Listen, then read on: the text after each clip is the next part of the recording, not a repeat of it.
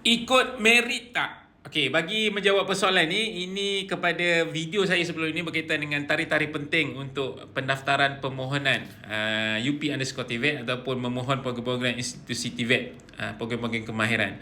So, bagi menjawab persoalan ni, dia berbeza sikit lah untuk UPU dan juga UP_TVET. Untuk UPU, basically memang mengikut merit.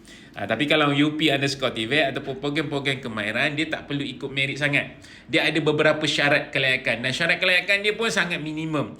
Dan ada juga program-program bidang-bidang kemahiran hanya perlukan 3M sahaja. Boleh membaca, boleh mengira dan juga boleh menulis. So 3 ini sahaja paling penting untuk anda masuk ke dalam bidang kemahiran yang anda minat. Sebab program institusi TVET ni adalah bergantung kepada minat anda dan juga dia juga bergantung kepada skill anda. So tak perlu ikut merit sangat.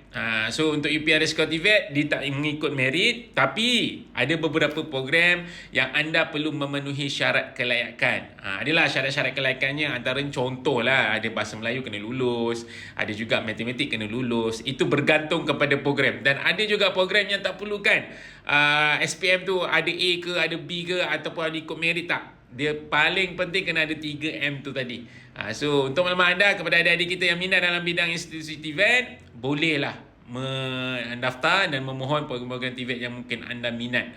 Dan basically cadangan saya, nasihat saya, sambunglah belajar. Upgrade diri anda selepas anda dapat result SPM. Sekurang-kurangnya anda ada kemahiran, sekurang-kurangnya anda ada ilmu untuk digunakan untuk anda bekerja ataupun untuk masa depan anda.